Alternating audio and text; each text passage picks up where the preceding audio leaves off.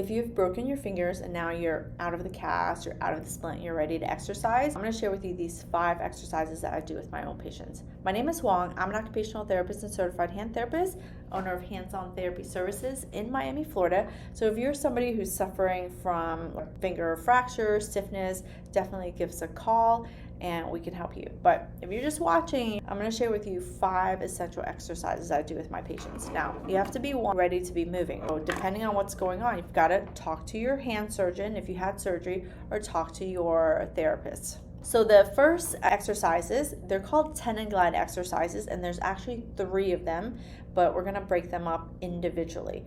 Now, you might have seen this before, but I'm going to share with you my tricks that I do. It's called tendon glides because we're trying to get the tendons to move the fingers. It's a hook fist, a full fist, and a straight fist.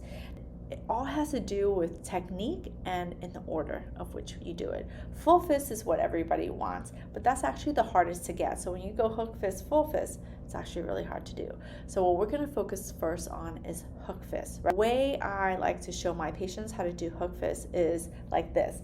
Clasp your fingers in between, and the reason why you do that is because you're separating these bones and you're separating those muscles that they get really tight after a hand injury. So stuff your fingers in between and go in between the bone. If these are the bones, you have an in-between space of each one of them. So stuff your fingers in there, hold your big knuckle straight. Don't strangle it, just hold it straight. And so when you come into a hook fist, you actually are doing that exercise correctly. A lot of times when people try to do the hook fist, they bend their big knuckle, and then you're not doing a hook fist anymore, and then you're not getting better as fast as you could. So stuff your finger in there, hold your big knuckle straight, and you should be gentle with curling. Think about curling your nails down. A lot of you guys are squeezing your fingers. How do I know? I've been doing this for 25 years, and every person who has a hand injury squeezes their fingers together. Put your fingers there like that, and then think about pulling down from your nail, go all the way up, curl down from your nail, okay? Don't just squeeze your fingers together to try to pull your fingers down. You're gonna do 10 of these. Now, be very intentional. Go up and go down.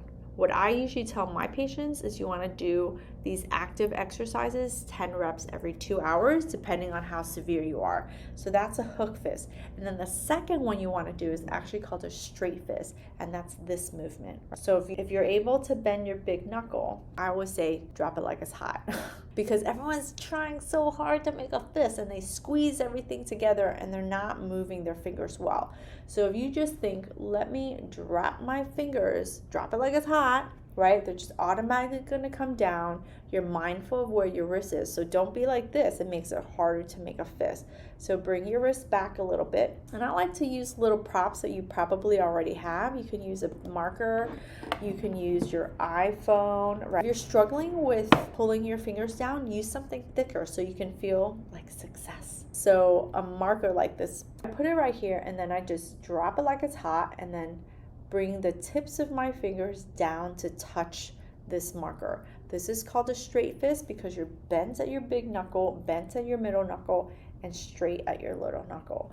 And what this does is it helps to move these tendons separately from the other tendons. Then you're gonna go up, open your fingers as wide and as far back as possible, and then come down and squeeze that pen. Come up and squeeze. So you can do these 10 reps every 2 hours.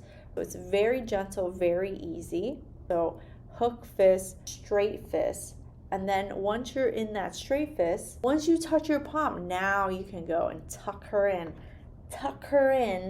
and then you have a full fist, okay? The order in which you do things and how you do them makes a big difference. So this is why I always say find a trusted certified hand therapist, occupational therapist out there that can help you with some of your recovery process exercises. These videos help you to learn about your injury, know what's possible for your injury, get started until you get in there. But all hand injuries present a little bit differently from the other, and going to a certified hand therapist or a hand specialist can help you get ahead of the problems, right? Once the hand gets really stiff, it can become really painful, but we like to work in a way that helps you so it's not as painful as sometimes people tell you. So that right there are 3 exercises. I do this with all my patients that have hand problems.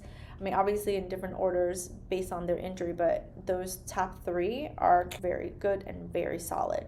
The other reason why your hand might not be getting better, especially after a hand injury, is this little guy right here called your PIP. Your PIP is your big knuckle, middle knuckle, and little knuckle. This guy right here likes to be tight all the time. And when they are stuck in a bent position, you cannot get rid of the pain.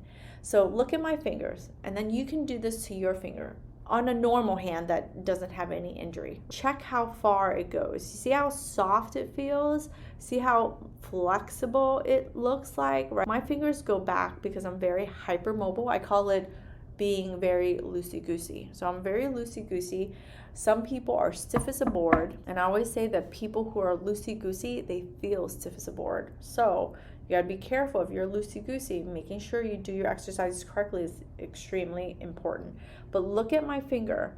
I can go all the way back. If I broke my finger, knock on wood, I would want my hand therapist to get me to full end range of motion.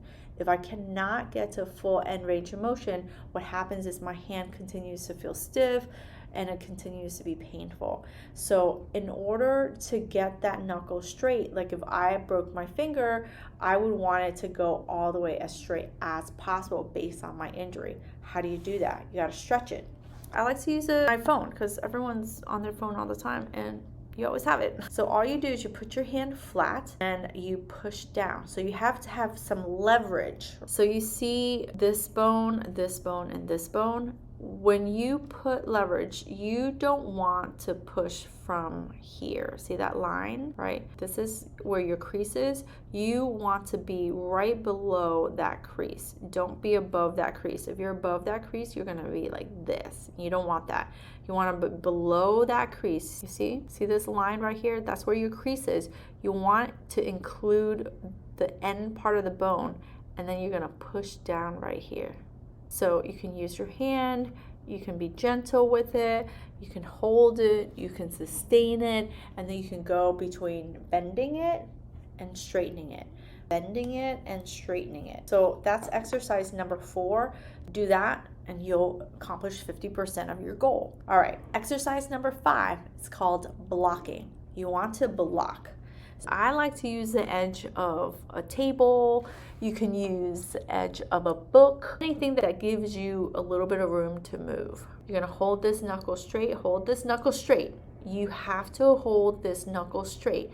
This exercise is one of the most important exercises that will help you to get this middle knuckle straight. Together, they both help you to get that middle knuckle straight. So you got to do that blocking exercise. You have to do it correctly. I work with my patients with this all the time because majority of the time they're not doing it correctly. You have to learn how to pull gently in a way that actually moves the tendon instead of pulling so hard using all these other big muscles. Those are my top 5 exercises. If I broke my finger, knock on wood, I would want my hand therapist to do these exact exercises with me, and this is what I do with my own patients. I hope this video helps you if you're suffering with some finger fractures. I get questions about it all the time. People share their stories with me all the time, and I appreciate you sharing it. I think that when people share their stories, other people who see it and see what's possible also know it's possible for them. I just can't provide personalized medical advice unless you're my patient. And so if you want to be my patient, my links are below, and you can contact our clinic here in Miami, Florida to see how we can help you. I hope this video helps you get started and understand that it's possible for you to move and do what's needed to recover fully from hand injuries. Hand injuries can be tough, they're hard, there's a lot of little tricks and nuances to it because all of our structures in our hand are so small.